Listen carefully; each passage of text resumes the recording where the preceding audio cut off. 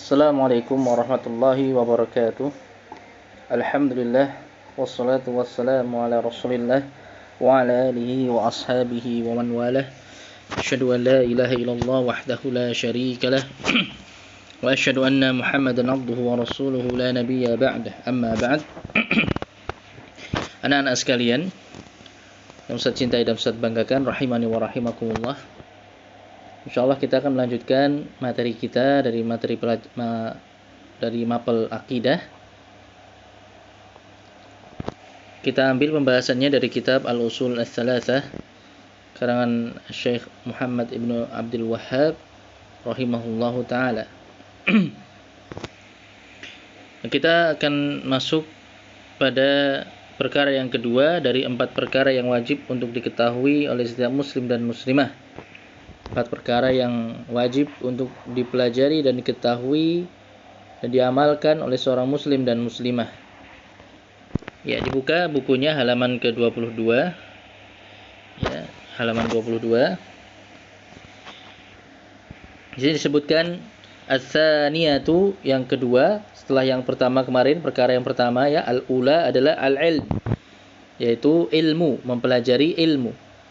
Ya, mempelajari ilmu. Apa yang dimaksud dengan ilmu kemarin? Yaitu ma'rifatullah wa ma'rifatu nabiyhi wa ma'rifatu dinil islami bil adillati, yaitu mengenal Allah, mengenal Rasulnya, Nabinya Muhammad sallallahu alaihi wasallam, dan juga mengenal agama Islam beserta dalil-dalilnya. Ya, kemudian setelah kita memiliki ilmu, maka ats-tsaniyatu, yang kedua, perkara yang kedua yang harus kita ketahui dan kita wujudkan adalah al-amalu bihi. Ya, al-amalu bihi, yaitu mengamalkan ilmu tersebut. Ya, mengamalkan ilmu tersebut. Jadi mengamalkan ilmu yang telah kita pelajari. Ya. Ini merupakan buah dari ilmu, yaitu amalan. Ya, dan ilmu itu menuntut untuk diamalkan. Jadi, ilmu yang bermanfaat itu adalah ilmu yang diamalkan. Ya, ilmu yang diamalkan. Jadi berbuah amalan yang nyata. Ini sebagaimana dijelaskan di sini oleh Syekh Muhammad bin Utsaimin rahimahullah taala. Qauluhu al-amalu bihi ay al-amalu bima taqtadi hadhil ma'rifah min al-iman billah wal qiyam bi ta'atihi bimtithali awamirihi wa ijtinabi nawahihi min al-ibadat al-khassah wal ibadat al-muta'addiyah. Maka yang dimaksud dengan beramal, mengamalkan ilmu tersebut, yaitu mengamalkan apa yang dituntut oleh pengetahuan kita, oleh ilmu yang telah kita ketahui. Ya. Berupa beriman kepada Allah Subhanahu wa taala, kemudian menegakkan ketaatan kepadanya, menjalankan perintah-perintahnya, menjauhi larangan-larangannya, dalam bentuk ibadah yang khusus maupun ibadah yang muta'addiyah, yang itu terkait dengan makhluk, ya, terkait dengan orang lain. Ya. Ibadah yang khusus itu hanya antara kita dengan Allah Subhanahu wa taala, atau ibadah yang muta'addiyah yang ini terkait dengan orang lain, ya, terkait dengan makhluk. Contohnya di sini fal ibadatu al khassah mithlu as-shalah was-shiyam was-shaum wal hajj. Contohnya ibadah yang khusus adalah salat, puasa, haji, ya. Ini ibadah-ibadah yang khusus antara kita dengan Allah Subhanahu wa taala, atau sering juga disebut sebagai ibadah yang mahdhah, yang murni, ya, hanya untuk Allah, artinya hanya terkait dengan Allah Subhanahu wa taala. Kemudian wal ibadat al muta'addiyah, dan juga ibadah yang muta'addiyah, ya, yang itu ada kaitannya dengan orang lain atau makhluk. Kal amri bil ma'ruf wa nahyi 'anil munkar. Contohnya amar ma'ruf nahi munkar. Ya, mengajak dan memerintahkan kepada perkara yang ma'ruf, perkara kebaikan, dan melarang serta mencegah dari kemungkaran. Ini terkait dengan orang lain, terkait dengan makhluk. Kemudian wal jihadu fi sabilillah wa ma asbah dzalik, dan juga contohnya seperti jihad fi sabilillah. Ya, berjuang di jalan Allah Subhanahu wa taala. Ya, berjuang melawan musuh-musuh Allah Subhanahu wa taala. Berjuang untuk meninggikan kalimat Allah Subhanahu wa taala, memperjuangkan agama Islam ya dengan segala macam bentuknya. Ya, tidak hanya di medan peperangan tentunya ya. Dengan kita menuntut ilmu itu sendiri ya, kita mempelajari agama Islam itu sendiri merupakan salah satu bentuk jihad.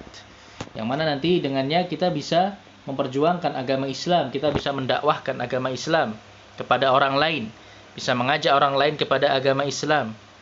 Ya, maka ini termasuk bentuk jihad. Ini dan diantara contoh ibadah yang muta'addiyah. Maka ini merupakan salah satu bentuk pengamalan dari ilmu yang telah kita ketahui. Ya. Kemudian di sini beliau juga mengatakan wal amalu fil haqiqah huwa thamaratul ilm.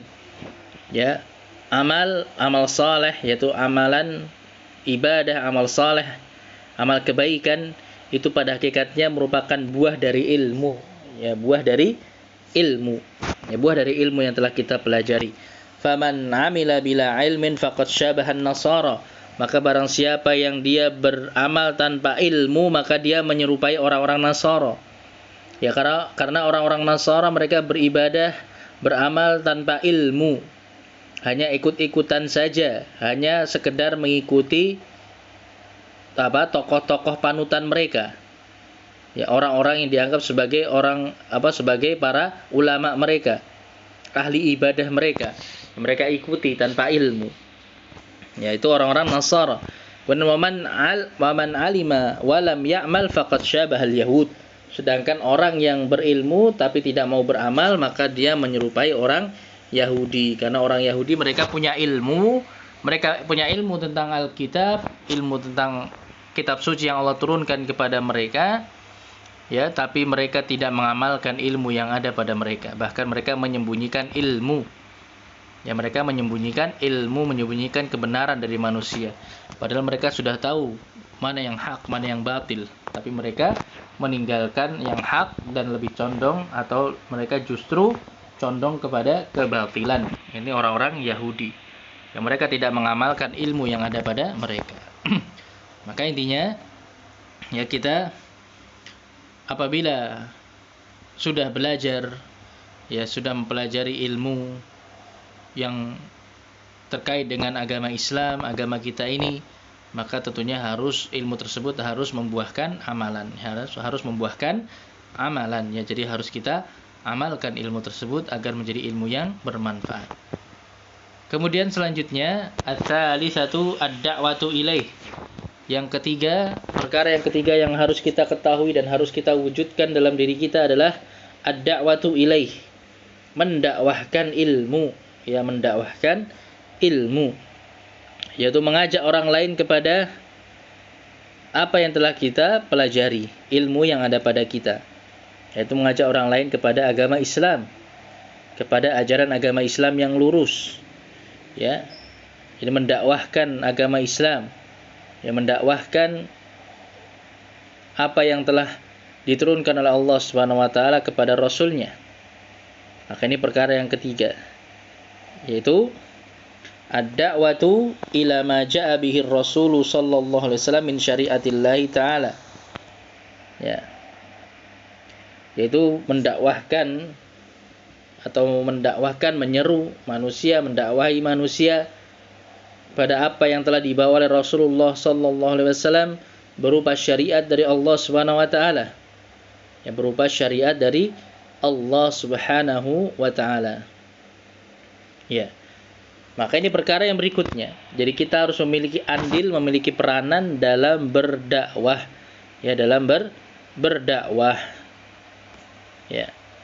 Dan berdakwah di sini tidak harus kita jadi ustadz, ya, tidak harus kita jadi kiai, tidak harus kita jadi alim ulama. Ya.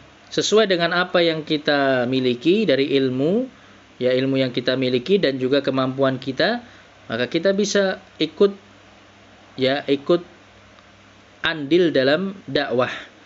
Misalnya hanya sekedar ya menyampaikan kultum misalnya ya ketika Ramadan, atau menyampaikan khutbah ya ketika salat Jumat misalnya, atau mungkin hanya sekedar mengajak manusia kepada kebaikan, ya menasihati teman kita, saudara kita misalnya, ya, mengajak orang-orang terdekat kita kepada ajaran agama Islam yang lurus, berpegang dengan agama Allah Subhanahu wa taala, ya, mengajak saudara-saudaranya, orang-orang terdekatnya untuk menjaga sholat misalnya, ya, untuk meninggalkan maksiat, maka itu semua sudah termasuk merupakan bentuk dakwah, ya, bentuk dakwah. Apalagi di zaman sekarang ini sangat mudah bagi kita untuk misalnya ikut men-share, ya, menyebarluaskan tulisan-tulisan yang bermanfaat, ya, tulisan-tulisan yang mengandung ilmu yang bermanfaat, ya, misalnya lewat WhatsApp, lewat Facebook, Telegram dan yang lainnya, ya, yang sudah ditulis, sudah disebarluaskan oleh orang-orang yang berilmu, para ustadz, ya, para masyayikh, ya, para ulama. Kemudian kita bisa ikut menyebarluaskannya, ikut mengirimkannya kepada orang lain. Ya, ini insyaallah ini sudah merupakan salah satu bentuk dakwah yang insyaallah kita akan mendapatkan pahala yang besar di sisi Allah Subhanahu wa taala. Ya, jadi intinya bagaimanapun apa yang kita miliki sesuai dengan kemampuan kita, marilah kita ikut andil dalam dakwah. Ya, bisa dengan dengan ilmu yang kita miliki, ya, bisa dengan tenaga, dengan pikiran, dengan harta, ya. Maka kita manfaatkan apa yang kita miliki untuk keperluan dakwah. Kemudian selanjutnya di sini beliau juga mengatakan wala budda li hadhihi ad-da'wah min ilmin bi syari'atillahi azza wa jalla. Ya, hatta takuna ad-da'wah an ilmin wa basiratin.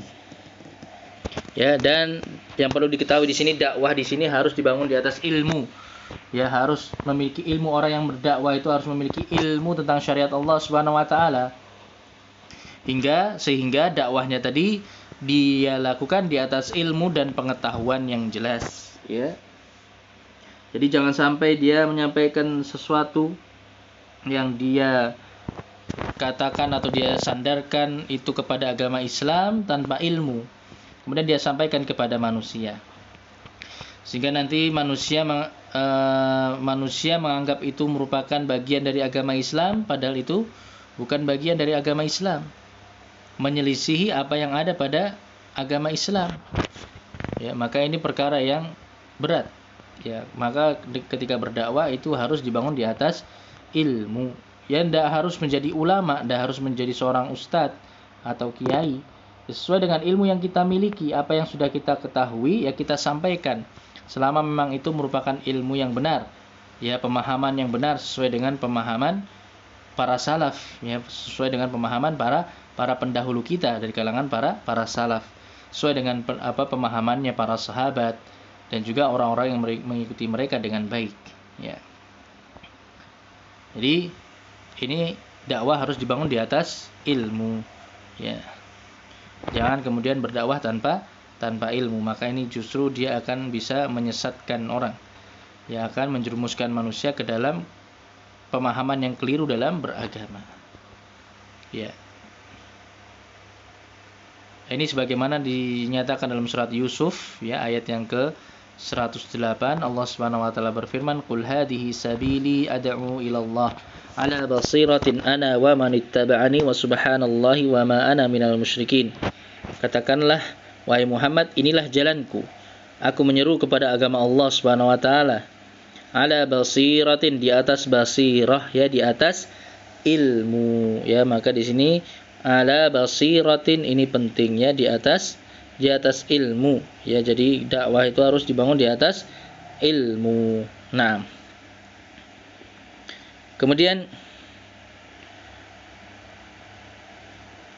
ya, kita lanjutkan selanjutnya ar-rabi'atu, yang keempat, ya, perkara yang keempat yang harus kita ketahui dan harus kita wujudkan dalam diri kita adalah as-sabru 'alal adza fihi.